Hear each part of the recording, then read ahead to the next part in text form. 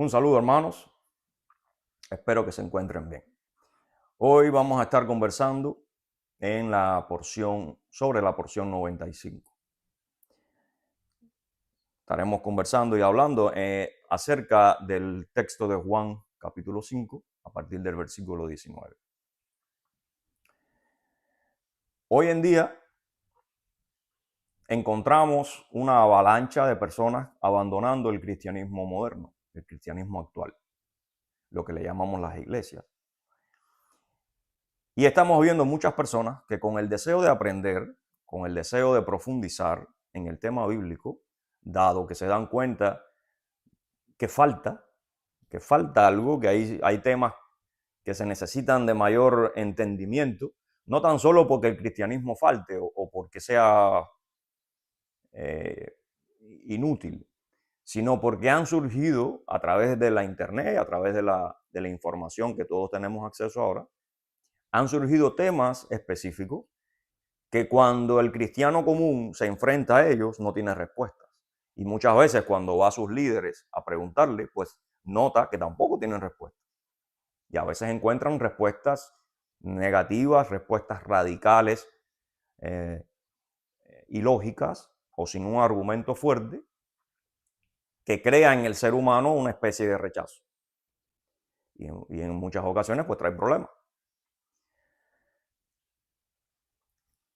¿Qué sucede con esto?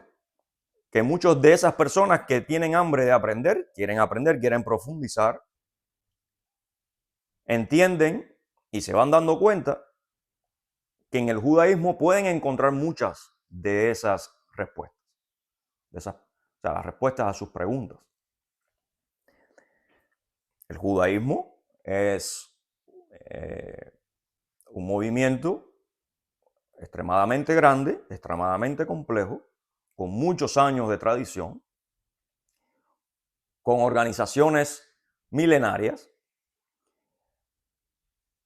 que el cristianismo moderno tiene una especie de predisposición, como que le huye, como que le teme, sin darse cuenta que ahí hay conceptos y hay valores en el tema de aprender, en el tema de profundizar, ricos para nosotros.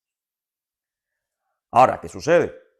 Que debemos entender que el judaísmo, también debemos entender los cristianos, que el judaísmo que tenemos actualmente hoy no es el mismo judaísmo del primer siglo. El judaísmo actual de hoy comienza, porque también ha tenido sus procesos, pero comienza luego de la destrucción del primer templo, del segundo templo, disculpa, en el año 70 después de Cristo. Cuando se destruye el segundo templo, ellos se preguntan, o ellos comienzan, y estamos hablando de los que no aceptaron a Cristo, ellos comienzan a buscar cómo continuar su vida religiosa, su relación con Dios, ahora que ya el templo, que era lo más importante para esa relación, no estaba. O dependían mucho del templo para esto. Por lo tanto, ellos comienzan a estructurar de qué manera ellos iban a continuar en su religión, en su relación con Dios. Eso es lo que tenemos hoy, o algo muy parecido. O sea, eso fue el fundamento. Luego se ha ido, como te digo, en la Edad Media con Maimónides y otros rabinos, pues se ha ido enriqueciendo o ha ido haciendo sus cambios, ¿no?, internos. De manera que debemos entender que ya estas personas saben y entienden el fenómeno del cristianismo, el fenómeno de Jesús, en donde ya a la hora de comentar, a la hora de tener en cuenta el estipular algún concepto, alguna definición, ya ellos tienen en cuenta que existió un movimiento llamado cristianismo, que aún ellos lo ven, que está creciendo en el mundo, ya sea que esté bien o mal el movimiento en específico que personalmente o individualmente cada judío percibe. Ese es otro tema. Pero ya ellos saben que existe. Por tanto, no es ilógico analizar que en muchas ocasiones ellos pueden crear un concepto, una definición o una enseñanza basados en ese movimiento real que existe. Y de esa manera ellos defender su posición, que es la de que Jesús no fue ningún Mesías, ni es Dios, ni es nada por el estilo. Simplemente fue un hombre importante que personas lo vieron de esa manera. y luego pues surgió una religión pagana según muchos de ellos. Entonces el peligro está acá en que si una persona que es cristiana o que está tratando de aprender viene a estudiar con el judío y no entiende todas estas complejidades, muchas veces va a caer en el bache, en el hueco y en el error de sí asumir conceptos y asumir definiciones que en lo más que pudieran estar correctas delante de la Biblia, delante de las Escrituras, pero a la misma vez pudiera también estar absorbiendo interpretaciones de ese rabinato, de ese judaísmo posterior al segundo templo, en donde ya tienen también ellos sus predisposiciones. Ya no están siendo completamente honestos según lo que dice las Escrituras, y pudiera suceder que si ven alguna conexión entre ese cristianismo y las Escrituras, pues ellos le van a dar una vuelta a muchas de esas interpretaciones. Claro está, tenemos muchas cosas tradicionales, muchos escritos antiguos de ellos mismos, que también muestran en muchas ocasiones las diferencias que han tenido, y ahí pues uno puede ir puliendo las cosas. Pero muchas veces no es tan fácil. El punto es, cuando usted viene y se acerca a aprender en temas del judaísmo, usted tiene que tener presente que ellos no aceptaron a Cristo, ¿verdad? Por ejemplo, muchos de ellos hoy en día te dicen, no, el Eterno no se revela, el Eterno no. Ustedes dicen que Jesús, que fue un hombre, es Dios, y Dios es uno. Entonces eso es una herejía, ¿verdad? En todo caso, Él es una creación, porque Dios es eterno, es uno. Y comienzan entonces a poner explicaciones en la mente de la persona que quizás no tiene un estudio profundo de estos temas y que tampoco conoce el judaísmo, en donde pudieran traer confusión. De esta manera, ya entonces tu revelación no viene del Evangelio, tu revelación viene del mundo rabínico, del mundo judío actual, que no es ni siquiera el mundo judío del primer siglo.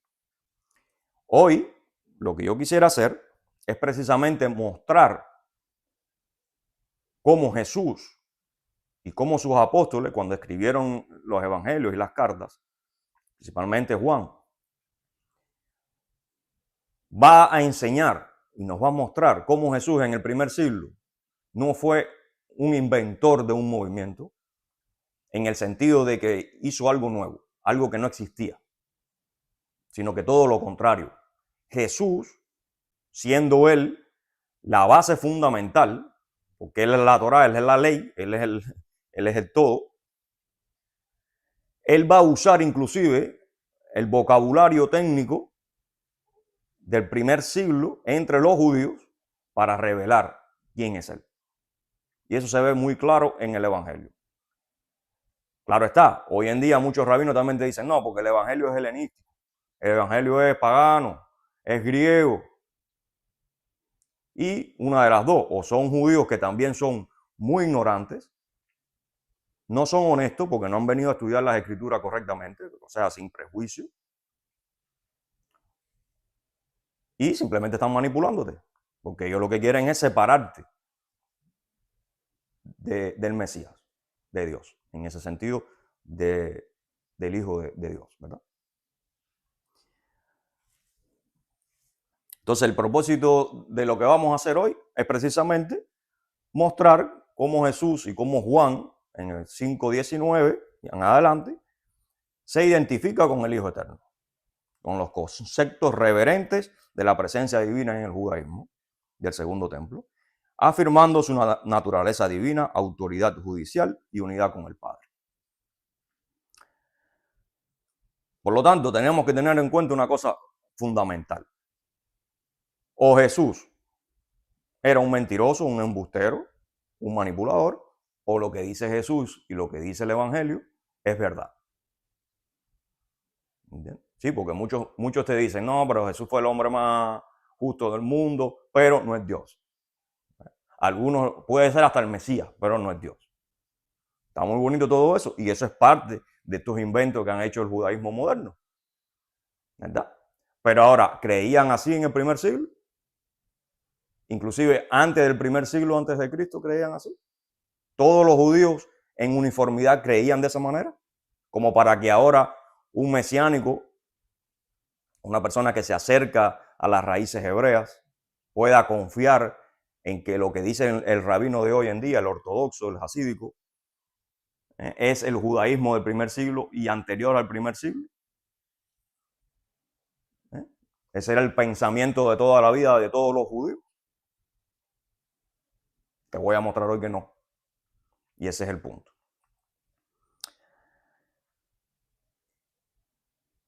Ahora, esta batalla, la vamos a ver, esta batalla de ese tratamiento para tratar de separar al ungido de Dios, al Hijo de Dios, del Eterno, del Creador, no es una batalla nueva, ¿verdad? Y en nuestro manual Limudei 1, ya le voy a hacer acá una promoción, explicamos este tema con mayor profundidad, así que yo se lo recomiendo. Lo puede encontrar por Amazon y se puede poner en contacto con nuestro liderazgo y ahí puede obtenerlo. En el Salmo 2, por ejemplo, va a decir en el versículo 7, por ejemplo, dice, mi hijo eres tú, yo te he engendrado hoy. Cuando hablamos de este engendrado, muchas personas empiezan a... ahí empieza la tembladera de piernas. Porque ese engendrado muchos lo asumen como que es algo que comienza, como que fue creado. Cuando usted va a la palabra hebrea, usted se da cuenta que lo que quiere decir es que es una proclamación o declaración en ese momento de que ese engendrado es simplemente la declaración de que es el hijo rey. O sea, no en el sentido de creación, sino como que en ese engendrado significa que se declara en ese momento, se hace conocer que el hijo es rey. En el 12, por ejemplo, dice honrar al hijo, o sea, Salmo 2, versículo 12, honrar al hijo para que no se enoje y perezcáis en el camino, pues se inflama de pronto su ira. Bienaventurados todos los que en él confían. En este caso estamos viendo que ese hijo que se está hablando ahí es objeto de honra, de confianza y reverencia, ¿verdad? Cuando también se habla de la ira del hijo, ¿qué sugiere esto? Autoridad divina y juicio escatológico de los últimos tiempos, o del juicio entre muerte y vida, escatológico.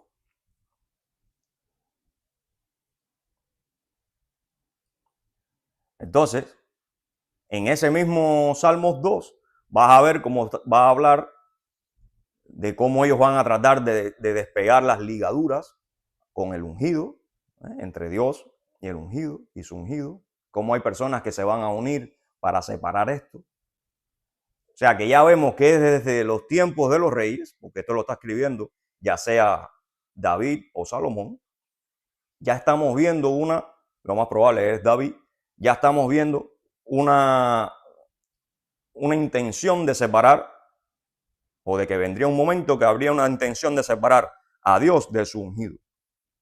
Ahora, lo más bonito del caso es que en el rabinato, en el judaísmo histórico, este salmo se ha visto como un salmo mesiánico. No es un invento del cristianismo, sino que si usted se pone a investigar y a buscar, usted va a ver que dentro del judaísmo, apartando al cristianismo de la ecuación, este salmo se ve como un salmo mesiánico. ¿Qué sucede? Que como también los judíos actuales comienzan a ver que muchos cristianos lo usan, pues comienza entonces una nueva interpretación, una nueva enseñanza y le empiezan a dar entonces connotaciones o conceptos o definiciones a todas estas palabras diferentes. Pero cuando usted va atrás, por eso es tan importante el tema del judaísmo del segundo templo, que era un judaísmo muy complejo, muy rico, muy abundante. Entonces usted va a poder ver y distinguir cuáles grupos pensaban una cosa, cuáles otras, y no era uniforme, ¿me entiendes? Esa es la idea. Entonces, ¿cómo puede un hijo si no fuera Dios, si no fuera el Eterno? ¿Cómo puede un hijo tener tal autoridad divina? Si es un hijo creado. Y a la vez sin negar la unicidad con Dios, con el Eterno. O sea, sin negar ese ejad que nosotros hablamos en nuestro grupo y que habla el Tanakh. Entonces, en el segundo templo, uno de los dilemas se encontraba en la explicación y de buscarle una respuesta a la trascendencia de Dios versus la inmanencia. ¿Qué quiere decir esto? La trascendencia, o sea, que trasciende lo creado, trasciende la creación, y a la misma vez que pudiera interactuar con la creación sin dejar de ser trascendente, sin dejar de serlo, sin dejar de perder esa trascendencia, ¿me entiendes? Entonces, lo que te quiero decir es, en el segundo templo, acuérdate que después del segundo templo, cuando regresan del exilio de Babilonia, se forman las sinagogas, ya empieza entonces una expansión del conocimiento a otros grupos, crece el estudio en Jerusalén. Y ya todos estos grupos entonces van a empezar a tratar de buscarle el entendimiento, tratar de buscar los conceptos, de definir las cosas. Un estudio un poco más profundo ya, de grupos específicos dedicados a esto, para buscar todas estas respuestas. Y una de estos dilemas del segundo templo es precisamente esto. O sea, cómo entender que Dios, siendo eterno, siendo trascendente, puede interactuar con la creación sin dejar de ser trascendente. Ahora, ¿por qué ellos están teniendo este dilema? ¿Simplemente porque se le ocurrió a alguien? No, porque es un dilema que se ve en las escrituras. Es un dilema que ellos lo están viendo, que lo han vivido, que tienen tradición de ello. Pero ¿cómo podemos explicar eso? Lo más probable es que hasta ese momento fuera una tradición oral, fuera una enseñanza transmitida, aunque en el Evangelio, o sea, en el Tanakh se explica, pero ellos querían entonces definirlo, ellos querían debatir, ellos querían buscar un concepto de ellos en ese momento. Debido a todo esto drama que se estaba viviendo. Recuerda que ellos vinieron de Babilonia, pero también estuvieron allí los griegos, había una complejidad, viene Roma luego, y todo esto va creando una sociedad mucho más compleja, mucho más rica en el sentido de divisionismo, ¿no? O de diferentes grupos. Entonces, esto era un debate en ese momento. ¿Cómo puede ser Dios eterno e invisible y aún así actuar en el mundo? Para esto, lo que vemos es que ellos crearon un lenguaje reverente, que es como le llaman, y conceptos intermedios, en donde ellos iban a explicar esta realidad. Por ejemplo, y voy a usar principalmente los targumín, pero no quiere decir que esos sean los únicos en donde estos conceptos aparecen. Pero los targumín, que era una traducción al arameo, y que tenían también entonces algunas, no era una traducción fiel, sino que era una traducción en donde le agregaban estos conceptos o algunas definiciones que quedaran desde el punto de vista de ellos más claras, ¿verdad? Pero son muy buenos. Ahora, esto no lo vamos a ver nada más en los targumín, sino también lo vas a ver en otras enseñanzas de Enoch, en Qumran, en varios manuscritos. Luego más adelante se van a ver en el Talmud. Por ejemplo, en el Targum, y acuérdate que no hay un solo Targum tampoco, hay varios. Y acá yo no voy a citarlos a todos porque si no voy a hacer muy extenso esto.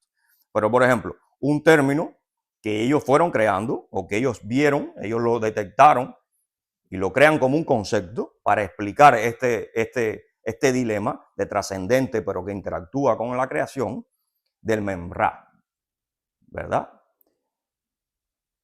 Este memra es la palabra activa de Dios. En Génesis 1:27, por ejemplo, va a decir: y creó Dios al hombre a su imagen, a imagen de Dios lo creó. Varón y hembra los creó. Ahí ellos van a decir que el memra es el que creó. Para evitar decir, por ejemplo, que Dios personalmente lo hizo o directamente lo hizo. Entonces ellos le van a dar esta connotación a un atributo, a una característica de Dios, como para darle una explicación a eso, porque si tú dices que es Dios, pero Dios no es eterno, ¿cómo va a interactuar acá? Y ellos, para tratar de explicar eso, entonces les van a dar este concepto, o van a usar un concepto. Tienen otro concepto más, dice, dentro de este lenguaje reverente, ¿no? La Shekinah. ¿Qué sería esto? La presencia divina inmanente. ¿Ok? En Éxodo 25:8, por ejemplo, y dice, y hará un santuario para mí y habitaré en medio de ellos. ¿Quién habitará? La Shekinah, entonces ellos van a decir. Para no decir que es Dios, van a decir la Shekinah, la presencia. Porque acá dice que habitará en medio de ellos. Tenemos otro, sería la Shekarah, que es la gloria visible de Dios. En Éxodo 24:17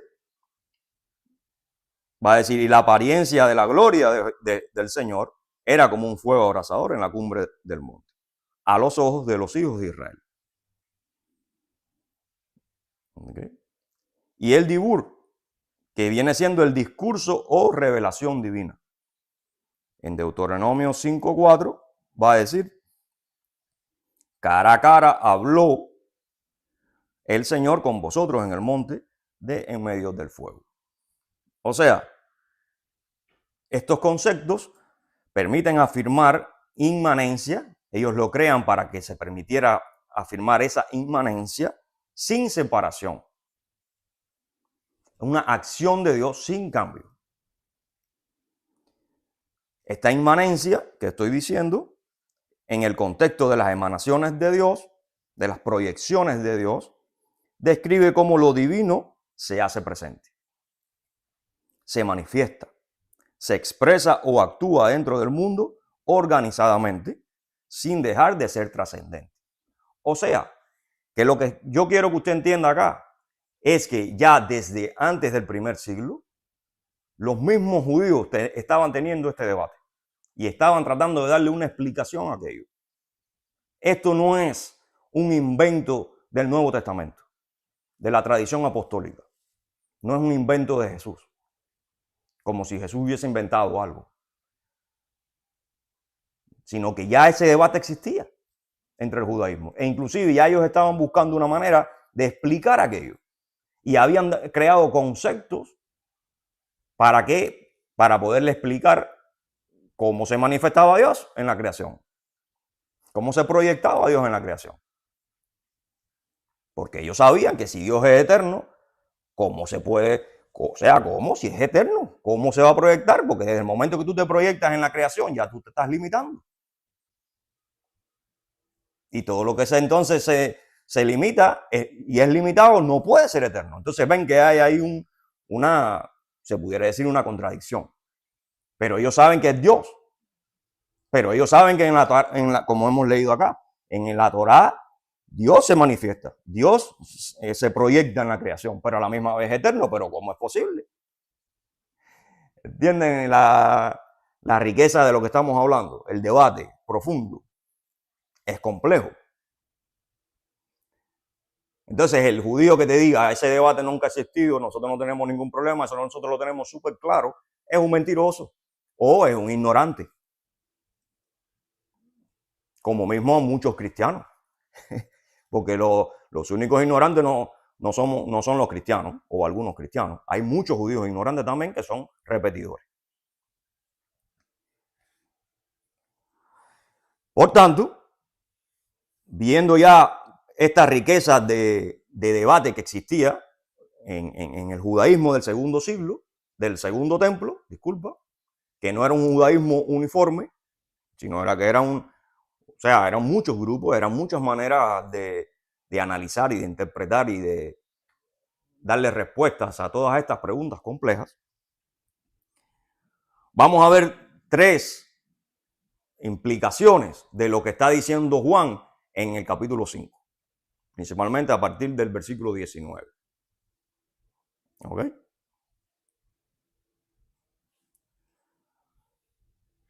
Entonces, antes de caer ahí, vamos a ir, para mostrarte lo importante de lo que te dije anteriormente, vamos a ir rápido a Juan 1:14. Y ni siquiera ni lo busques, yo te lo voy a leer porque es corto. Fíjate lo que dice. Y el verbo se hizo carne y habitó entre nosotros. Y vimos su gloria, gloria como del unigénito del Padre, lleno de gracia y de verdad. ¿Verdad? Ahora, de lo que vimos anteriormente, de los conceptos que vimos que se crearon en el segundo templo, para hablar de la inmanencia de Dios, o sea, de cómo puede ser trascendente, pero a la misma vez interactuar con su creación y limitarse, contraerse. Fíjate aquí cómo vemos que en un versículo Juan explica los 4. ¿Por qué te digo esto? Porque el verbo, que es el logos, es la memra, es la palabra de Dios. El verbo es la palabra de Dios. Eso queda claro en el Evangelio. Ahora, ¿eso lo inventó Juan ahí? No, ya esa posición, ya esos conceptos, ya ese lenguaje existía en el primer siglo. O sea que cuando él está hablando de esto, está explicando la palabra eterna que actuaba en la creación, ahora se hace carne. Después cuando dice, y habitó entre nosotros, ¿qué está diciendo? ¿Qué es lo que habita? La Shekinah. ¿Entiendes? Jesús es el nuevo tabernáculo viviente. Porque ese habitó viene siendo como que se tabernaculizó. ¿Qué quiere decir se tabernaculizó? Que no eso es una guarida o una campaña o una casa temporal, pero él no se sujeta de eso. Él no pertenece ahí. Él es superior a eso.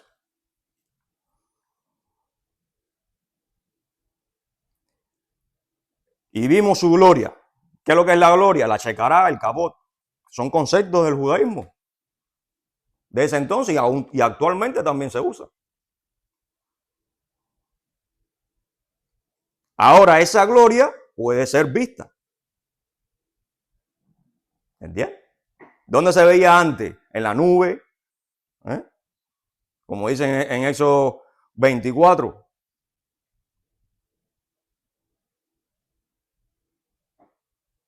A través de la nube, a través en la montaña, con todo el estruendo y todo aquello que sucedió cuando Moisés interactúa con él. Cuando ven la zarza. Disímiles formas que se explican en la Escritura. Ahora esa gloria puede ser vista. ¿En dónde?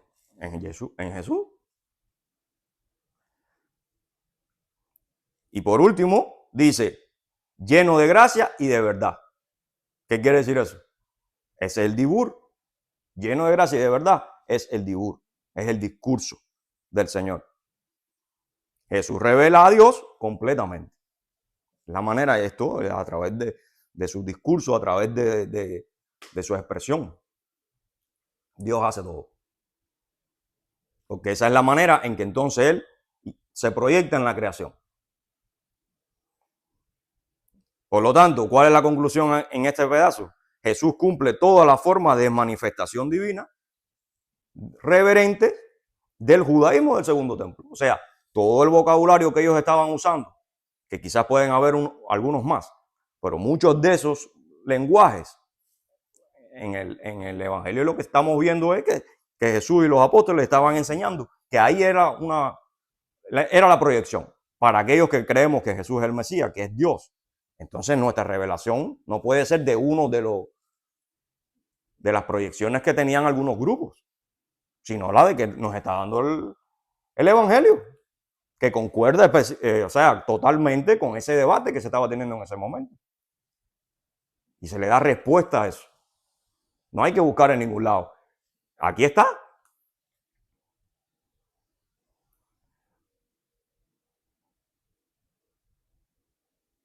Otra de las implicaciones las vemos, por ejemplo, cuando se está hablando del Hijo del Hombre.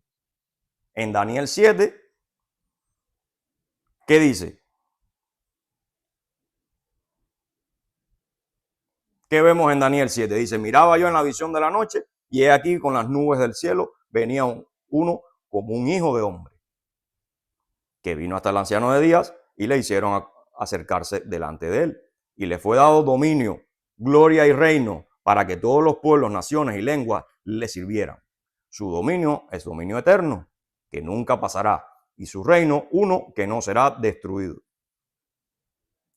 Para el judaísmo, eso ahí es mesiánico, pero igual hoy en día te puedes encontrar muchos que te dicen, no, pero eso se está refiriendo a Menganito o a Sultanejo o a cualquier otro tema. Porque lo de ellos simplemente es desconectarte de Jesús. Pero cuando usted va atrás a aquellos testimonios, a otros testimonios anteriores, no es así. Si encuentras que dentro del judaísmo eso se refería o era aceptado como referencia al Mesías. Por lo tanto, eso confirma lo que dice el Evangelio. No como si nosotros evaluáramos el Evangelio respecto a lo que digan otros o a lo que dice otros grupos o interpretan otros grupos, pero nos sirve como herramienta para demostrarnos que lo verídico que está enseñándonos el Evangelio. Y también nos sirve de herramienta para darnos cuenta cuáles son los judíos que nos están manipulando o están tratando de ocultarnos la verdad.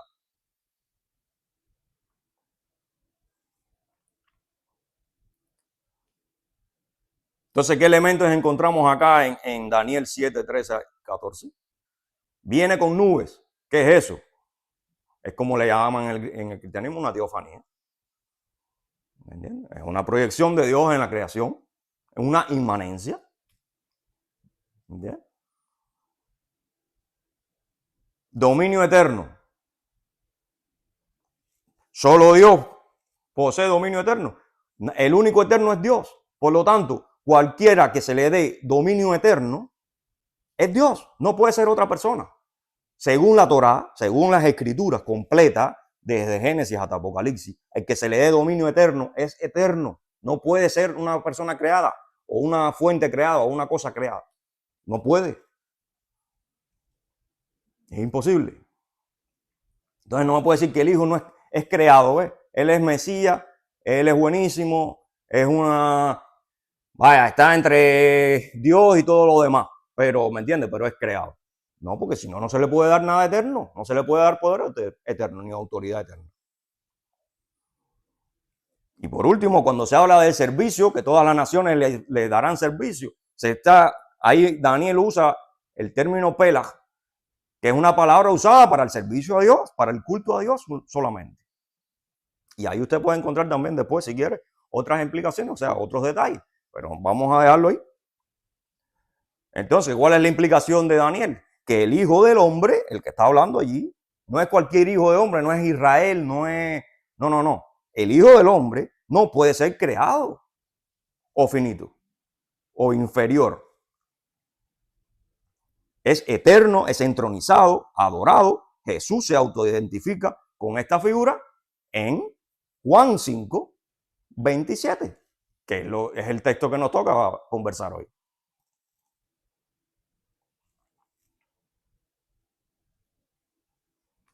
¿Entiendes? Ahí entonces tenemos otro elemento más que nos demuestra cuál era el debate, la conversación, ¿entiendes? Esos temas que se estaban tratando en este tiempo del segundo templo y del primer siglo también.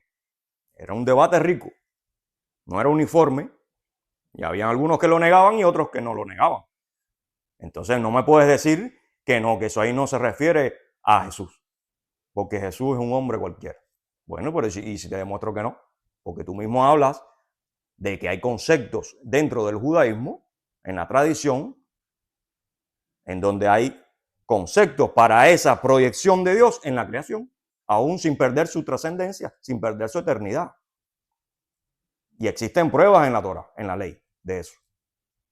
Entonces yo no tengo por qué negar, ni tengo por qué sentirme, ¿cómo decir? inseguro con lo que dice el Evangelio, porque el Evangelio no es ningún invento griego ni es ningún invento helenístico. El Evangelio y el Nuevo Testamento, como le llaman, mal llamado, está así, vaya, pero sumamente calibrado según el Tanaj y las Escrituras y los debates que existían en este primer siglo tan complejo. Lo que pasa es que mucha gente no entiende nada de eso y no les interesa aprender de eso. Muchos cristianos hoy en día, ya la reforma es la cúspide de todo. No es así. La última implicación, entonces, vamos al texto que nos toca hoy, que es donde entonces Jesús va a declarar ya, según lo que hemos hablado, para que vean que ya estos conceptos existían. Ahora él va a aclarar quién es él. ¿Cómo comienza todo? Cuando en el versículo 18, ¿qué es lo que va a pasar ahí? Fíjate.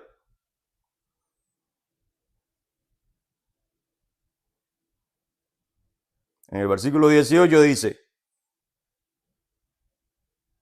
por esto los judíos aún más procuraban matarle, porque no solo quebrantaba el día del reposo, cosa que no es, pero no nos vamos a meter ahí, sino que también decía que Dios era su propio Padre,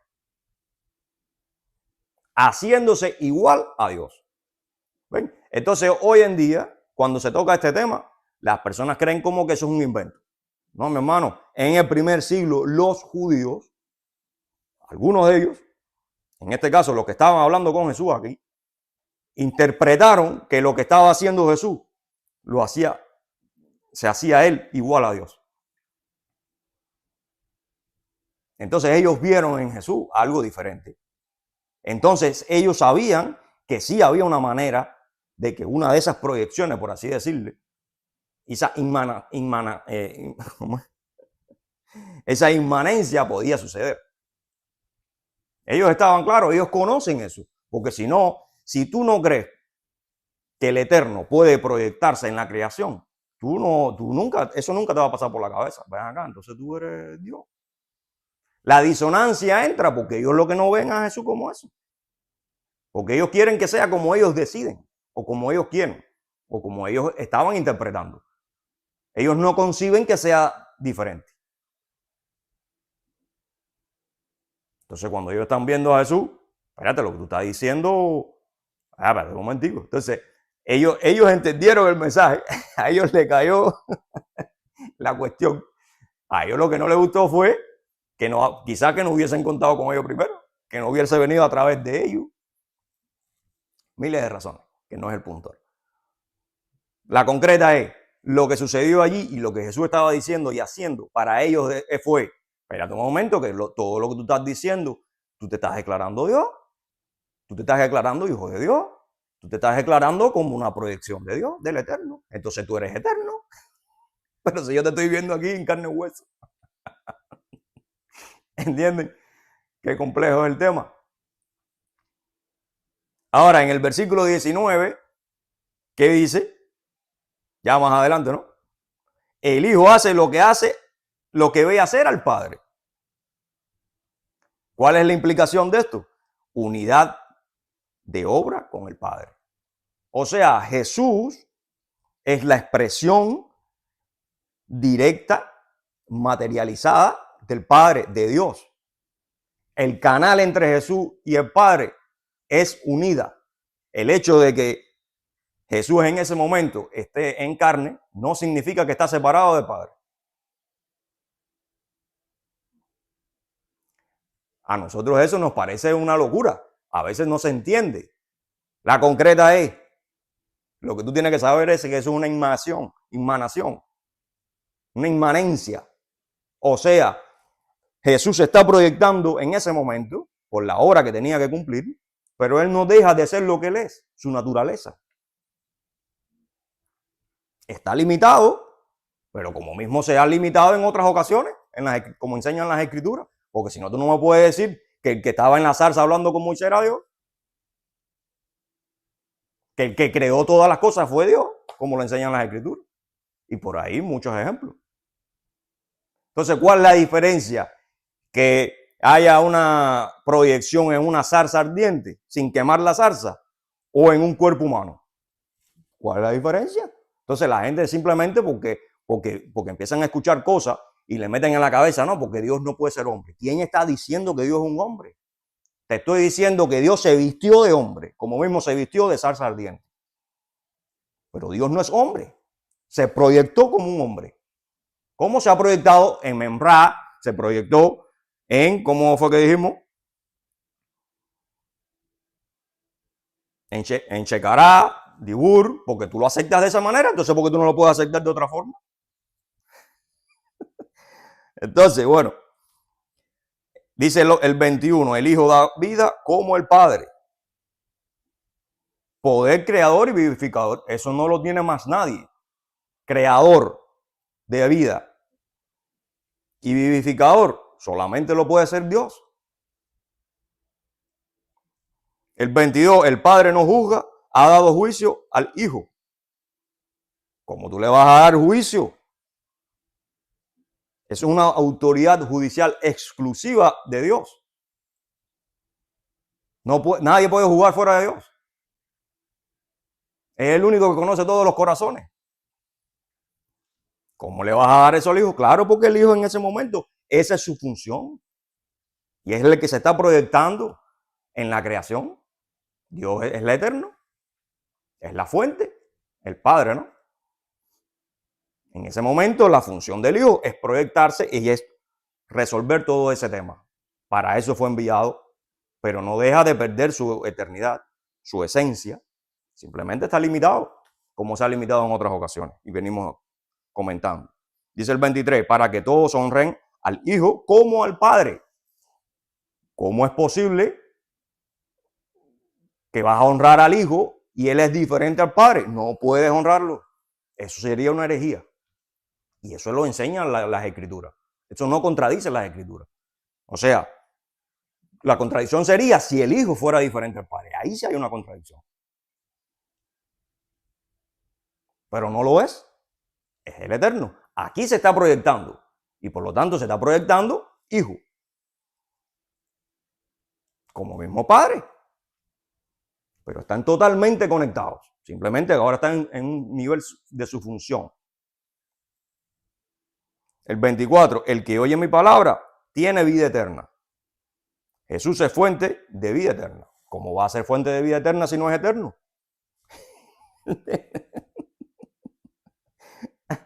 No puede, o sea, si no eres eterno, tú no puedes dar vida eterna. Y esas son las implicaciones de lo que está diciendo. Que eso es otra cosa, que a veces leemos y no sabemos las implicaciones. Por eso hay que profundizar. El 26, como el Padre tiene vida en sí mismo, así también dio al Hijo. O sea, autosuficiencia divina. El 27, dio autoridad para juzgar, por cuanto es el Hijo del Hombre. ¿Con quién se está identificando?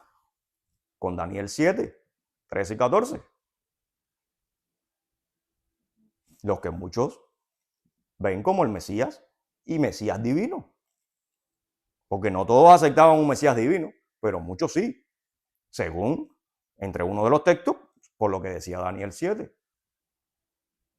¿Entiendes? Porque si te damos reino eterno, dominio eterno, tú no puedes ser otro que no sea Dios, y los judíos entendían eso perfectamente. El 28 y 29 dice, los muertos oirán su voz y saldrán. Jesús tiene la autoridad escatológica de juicio. Eso no le pertenece a otro que no sea el Padre, que no sea Dios, al Eterno. Entonces, bueno, en conclusión, este texto, Juan 5, del 19 al 29, muestra que Jesús posee vida en sí mismo. Eso es un atributo exclusivo del Eterno. Jesús da vida y juzga como Dios. Jesús exige honra igual al Padre. Si no es Dios, es una blasfemia, como decíamos. Jesús es el Hijo del Hombre glorificado, hablado en Daniel 7. Y Jesús es la palabra encarnada, la Shekinah viviente, la gloria visible y el Dibur definitivo. O sea, ya no hay que definir más nada después del Dibur, después de Jesús. Más nada hay que definir porque ya Él lo definió todo. Y a través de Él es como se puede definir las cosas. Si usted entonces confía más en los rabinos actuales usted se está yendo por otro lugar y está corriendo el riesgo. Pero la revelación total, la definitiva, es Jesús. Por último, entonces, ya para terminar, negar al Hijo es rechazar al Padre, es rechazar a Dios. Aquí lo hemos dejado bien claro. Creer en el Hijo, creer en Jesús, es pasar de muerte a vida. Y hablar de Hijo no quiere decir que tú eres creado, como ya hemos demostrado acá. ¿Ok? Eres simplemente que estás creyendo en esa proyección del Eterno en la creación. ¿Entiendes? En el cual se le ha dado, fíjate cómo dice, se le ha dado su atributo exclusivo, se le ha dado vida en sí mismo. Su juicio es justo, santo y eterno, según ahí como explica en Juan. Por tanto, como decíamos por allá en Salmos 2:12, honrar al Hijo, bienaventurados todos los que en Él confían, partiendo de allá que estábamos citando esa batalla que ya desde los Salmos se viene avisando que habría durante todo el proceso de relación entre Dios y la creación y los hombres, ¿verdad? Siempre van a haber personas que van a tratar de separar a Jesús de Dios. El problema es Jesús. Por eso tenemos que tener bien claro el tema con Jesús y cómo explicárnoslos a nosotros mismos y luego poder explicárselos a otros. ¿Me entiendes? Pero no podemos, aun cuando estamos aprendiendo, vamos a suponer, en el judaísmo algunos temas importantes que ellos tienen y que el cristianismo ha perdido, no quiere decir que ahora todo lo que ellos dicen está bien y que podemos confiar en ellos plenamente. No, porque algunos de ellos también son ignorantes, también repiten lo que escuchan, lo que le enseñan y no van a las escrituras. Y no tienen la revelación del Dibur, la revelación definitiva de Dios, a través de Jesús, a través del Eterno, que es Jesús también. Acuérdate, el hecho de que sean trascendentes, de que Dios es trascendente, no significa que no haya proyecciones en la creación de esa eternidad para interactuar y para funcionar dentro de su plan y de su voluntad. Eso lo cumple Yeshua y lo cumple el Espíritu Santo. Entonces, espero que puedan servirse de esta reflexión y bendición.